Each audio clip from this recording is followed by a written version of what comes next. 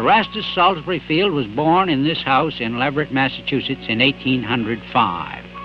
He was to spend most of his 95 years in this small corner of New England, often traveling its country roads, wandering through its open fields and forests.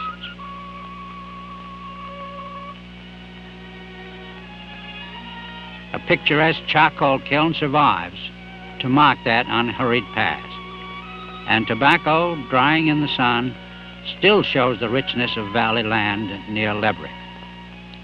Like most rural New England boys, young Erastus Field attended a one-room schoolhouse. In his case, one just across the road from his father's farm.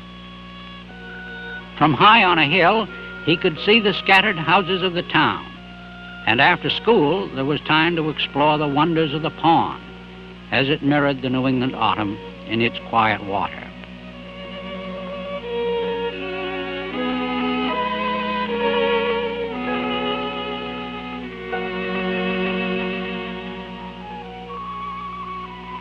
The Congregational Church in Leverett.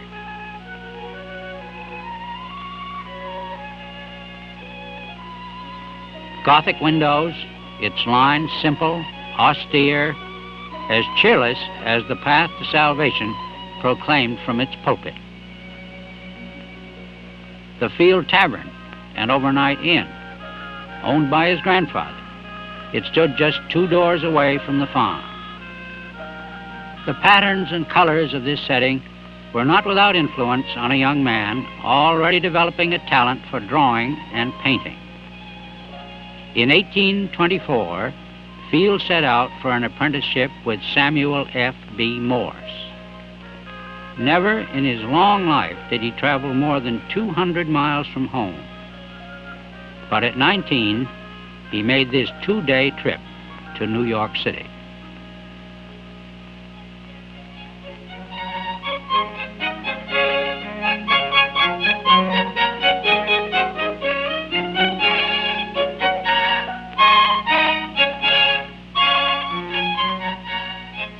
In a studio much like this, Morse was already at the height of his early career as a painter. Scarcely older than his pupil, Morse had been chosen to paint General Lafayette on his return to the United States. "I have everything very comfortable at my rooms," Morse wrote to his wife. "My 2 pupils, Mr. Agate and Mr. Field, are very tractable and very useful. And eager, too," he might have added. Lafayette arrived at Castle Garden on his triumphant return, and the pupils followed the composition of this heroic study.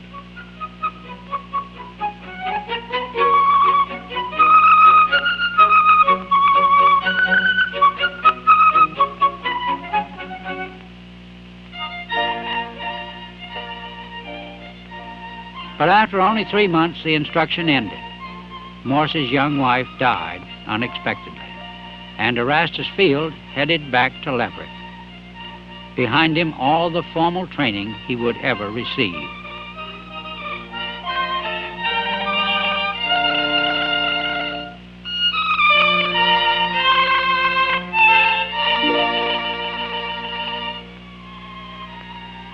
Striking in its boldness and honesty, this portrait of his grandmother is Field's earliest known painting. Completed shortly after his return, it already reveals his talent for accurate characterization and his skill in rendering detail. The clouded background and red chair were to become characteristics of his style.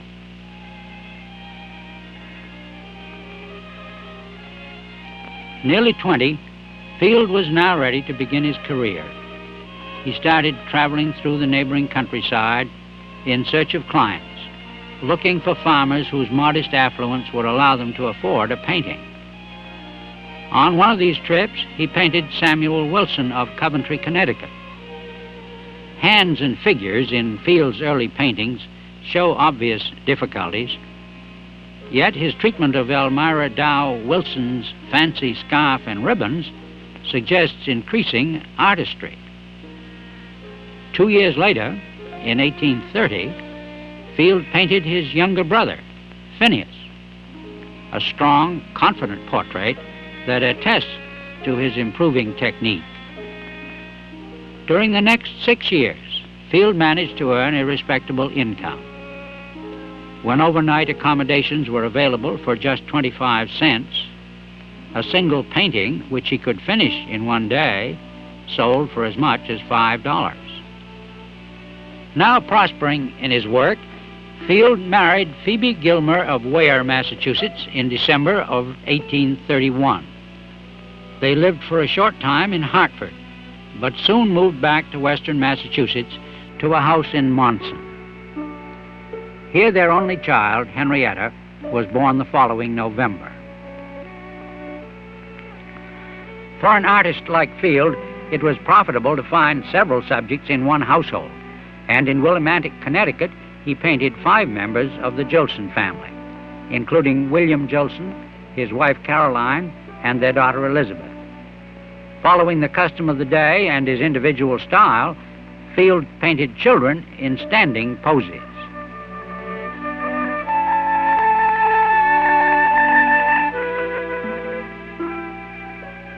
Also fashionable were full dresses with puffed sleeves and embroidered collars. If Field embellished the costumes with additional detail, he let the faces speak for themselves, for his faces were always honest.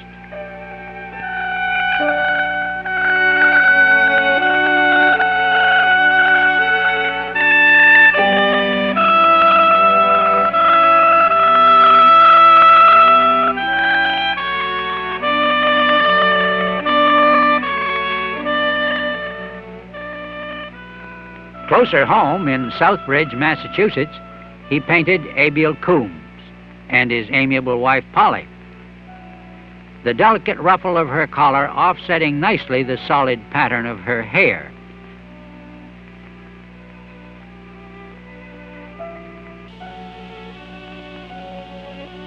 Such detail gave distinction to his work, and, like the portions of a red chair, served to identify it.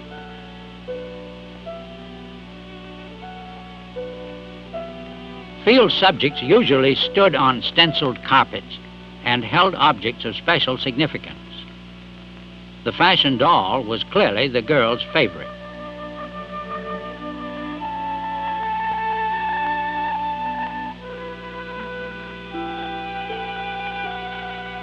The inclusion of a watch suggested a mourning picture.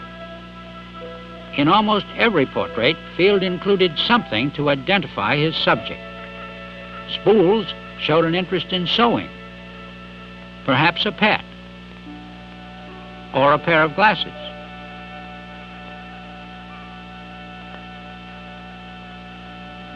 A newspaper revealed a political attitude or a profession.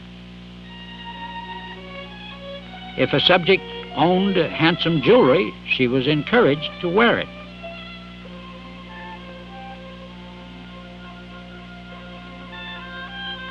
In a few later portraits, Field used scenic backgrounds, some fanciful, others real. Sometimes customers asked for companion portraits of husband and wife. Susan Shearer, painted shortly after her marriage, sits at one end of the sofa, while her husband, Dr. Marcus Shearer, is seated at the other. Occasionally, Field's subjects seem to look alike, the result of similar hairstyles, or a best dress worn by more than one sitter, usually relatives. Elfin ears, small fingers, a charming half smile, characteristic of Field's paintings of children.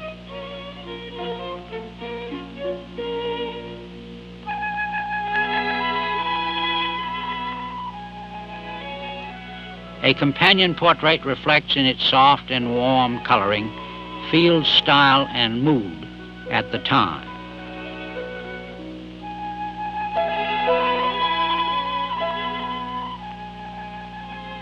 Within the 50 miles that marked the radius of Field's travels, he found most of his subjects.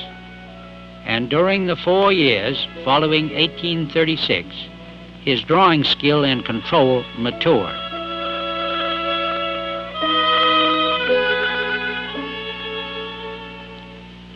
Portraits of his cousin, Stillman Field, and Stillman's wife, Orilla, would be painted again in later years.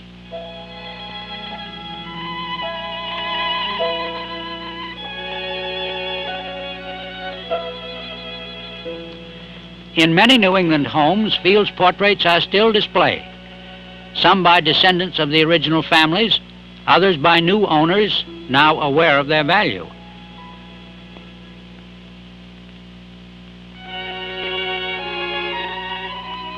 Next to Leverett, in a settlement called Plum Trees, stood the Hubbard Tavern, where in 1838 Field received $29 for painting 11 portraits, the entire Hubbard family. Most of the paintings still hang in the Hubbard house. A cousin of the Hubbards, Field would later benefit from their kindness and generosity. But for the moment, he enjoyed continuing success as his work became increasingly well known.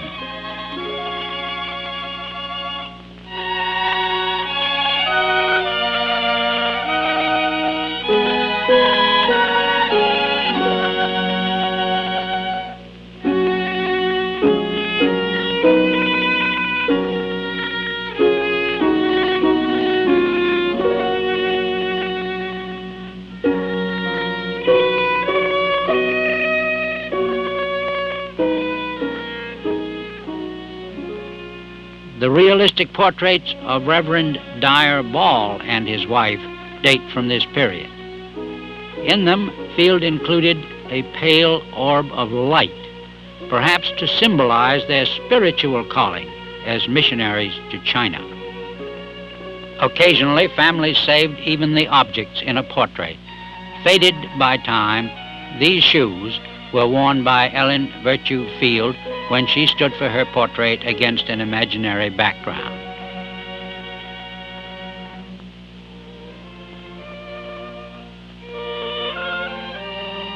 In the late 30s came what many regard as Field's masterpiece. On a canvas measuring nearly 7 by 8 feet, he painted the family of Joseph Moore. An astonishing composition, the portrait belongs to the finest tradition of American folk art.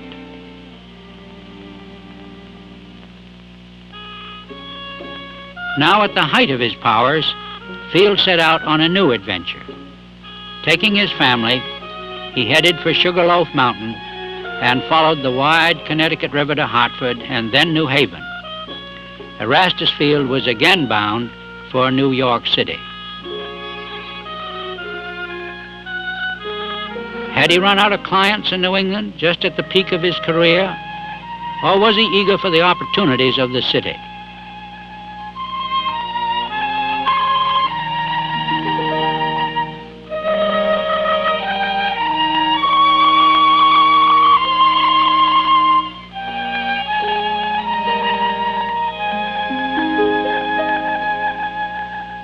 Already a vast seaport, New York by the 1840s had become the nation's center of commerce and the arts.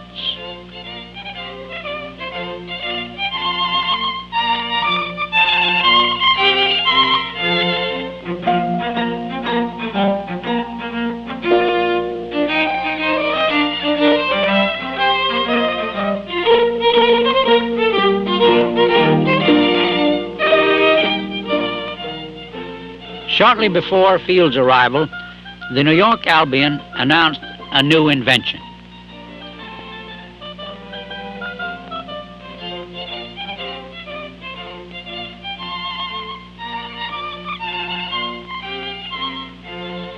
The marvel of photography excited the public, and in a few years studios sprang up throughout the East, providing realistic likenesses at a low cost. Field could never have suspected that this novelty would deprive him of his customers and ruin his style, ending his career as a portrait artist. Ironically, it was his former teacher who helped introduce the process to America. Morse, who photographed models for his paintings, could have recommended that Field do the same. Soon, daguerrean parlors spread across the country. From infancy to old age, the camera preserved its subjects in lifeless gradations of black and white.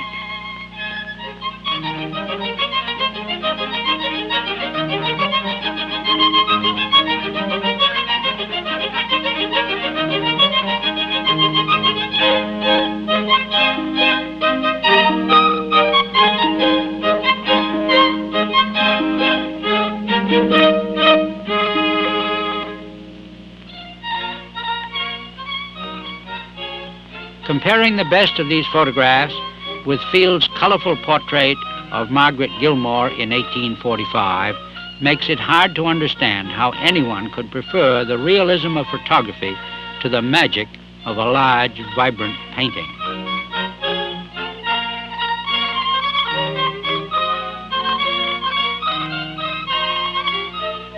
New York had not yet outgrown the custom of an annual fair. Handmade quilts and embroideries hung from the walls, and Henrietta Field entered a sample of her sewing. Silk hats, parasols, elegant dresses. Those who came to see the latest fashions were hardly disappointed.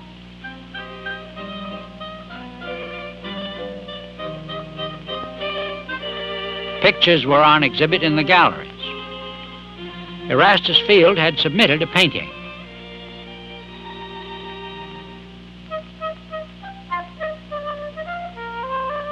From an old watercolor of the fair, it is impossible to identify his work, but about this time, Field painted a copy of The Embarkation of Ulysses, perhaps his entry in the competition.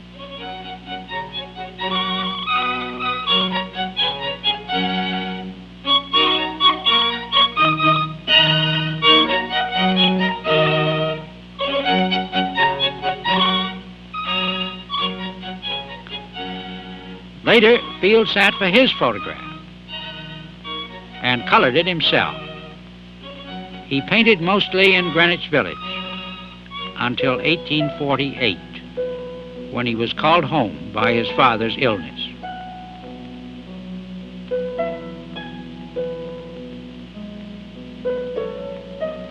By now, the railroad had come to Leverett, along with the telegraph, one of Morse's inventions.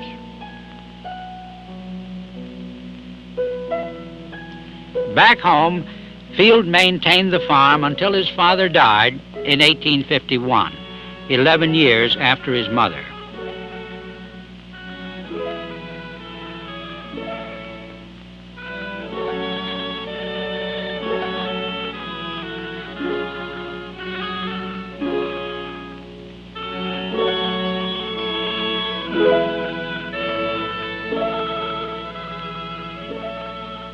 Selling the farm, Field moved to Plumtrees, then for a time rented a studio in Palmer, Massachusetts.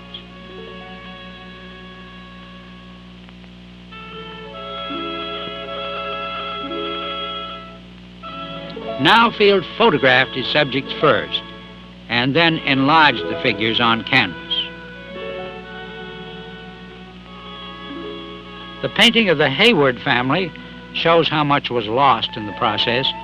The colors drab, the faces lifeless, the composition flat. Copied from photographs, the portraits record the disintegration of Field's style as he tried to compete with the daguerreotype.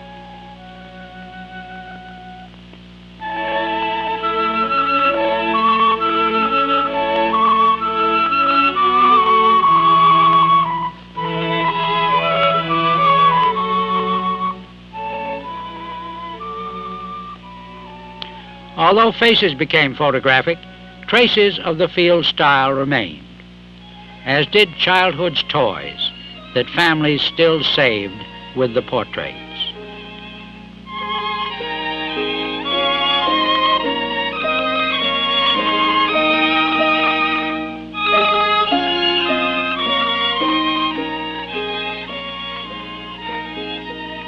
Posthumous portraits from photographs were also possible. Yet the depressing result argued against the practice. Family portraits often included posthumous subjects. Working from a collection of photographs, Field placed his figures in an elegant setting, yet the vitality of his earlier compositions is gone.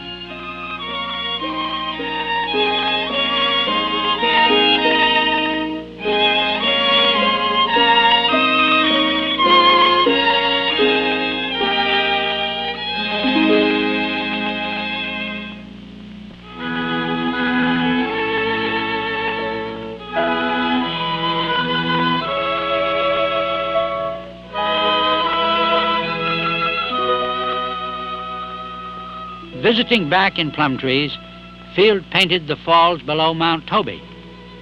His landscapes would become more numerous as the demand for portraits steadily decreased. These were difficult times for Erastus Field. In 1859, his wife Phoebe died. In the uncertain months that followed, he gave up his studio and, now 54, returned to the familiar scenes and old friendships of Plumtrees.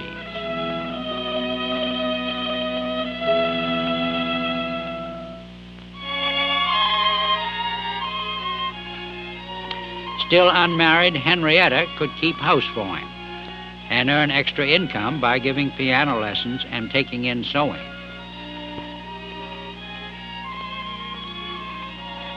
The Hubbards provided them with a small frame house. Up on a hill, Field put together a modest studio of stone and old boards and dreamed of building his own house nearby.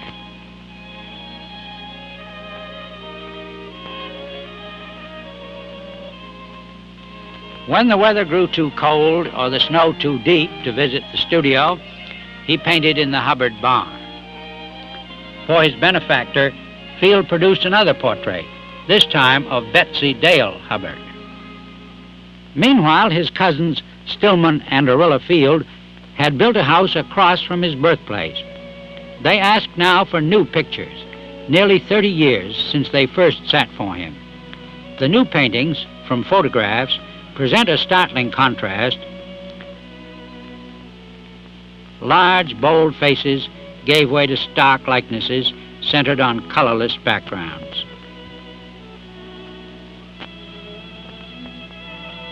Eventually, Field turned to subject pieces, usually copies of historical or religious themes. Yet his interpretations were often original, and his draftsmanship had never been more accurate. Drawing on several sources, Field painted 2 copies of the Garden of Eden, which recall the use of light and color in his early work.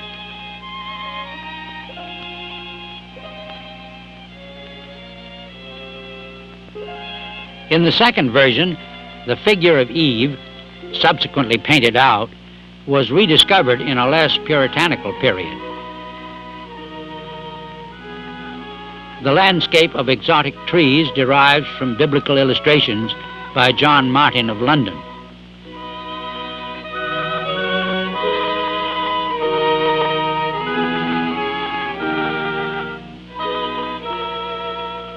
Adapted from a popular chromo, The Last Supper combines sophisticated inspiration with a naive style.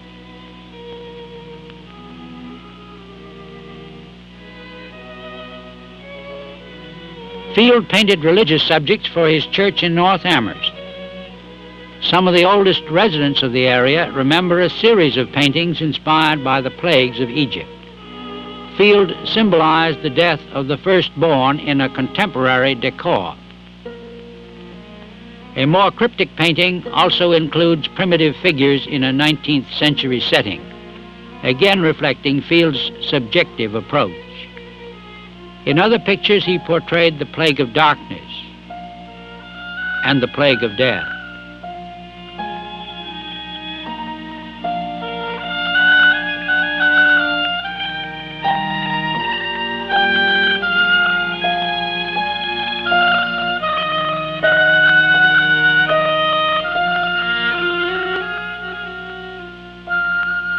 In a setting of fantastic Egyptian architecture, Field depicted the aftermath of the 10th plague. He represented the burial of the firstborn as an endless procession of mourners.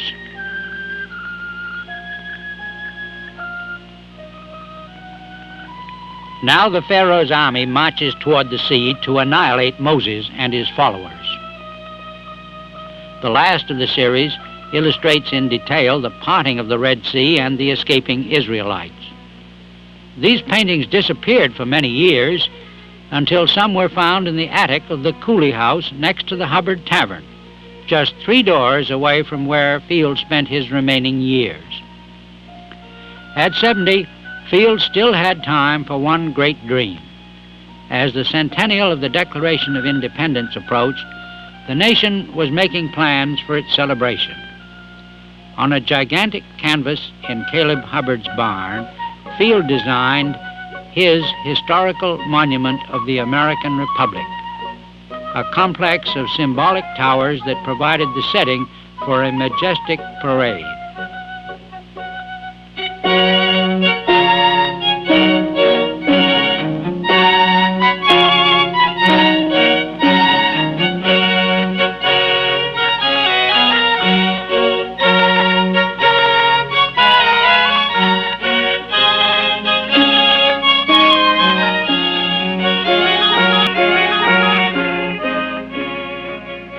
At the base of one tower, Field depicted chain-linked statuary representing the union of the various states.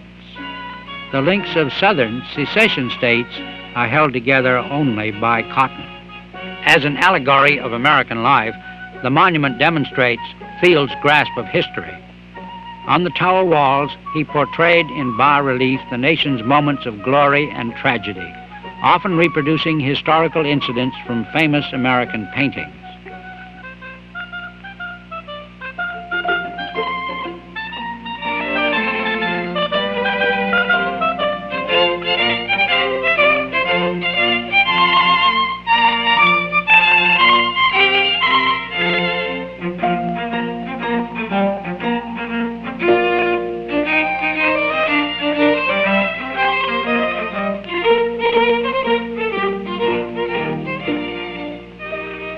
He even published a pamphlet explaining the complex symbolism of his bizarre conception.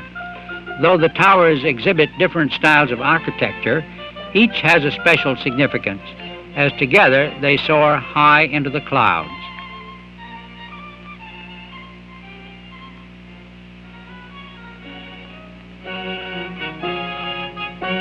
An aerial railway solved the problem of visiting the structure.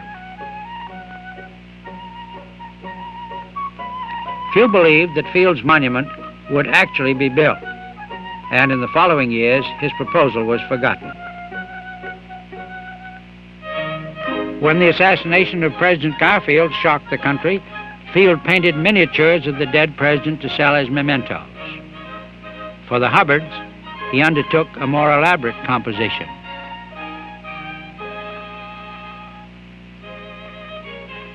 As testimony to his faith in republicanism and the abolitionist movement, Field produced a fanciful painting of Lincoln and his generals, convinced that Washington would have shared their cause.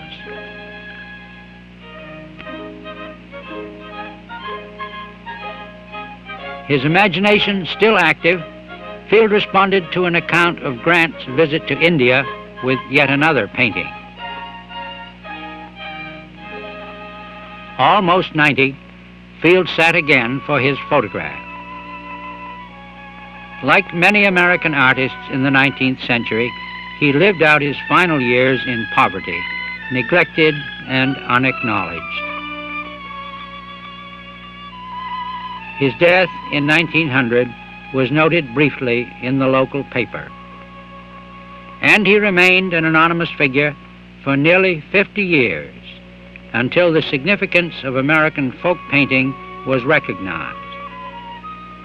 His pictures, like those of most folk artists, were unsigned, but the bold, clear faces of his finest portrait are the crowning achievement of an artist whose style and vision reflected 19th century America.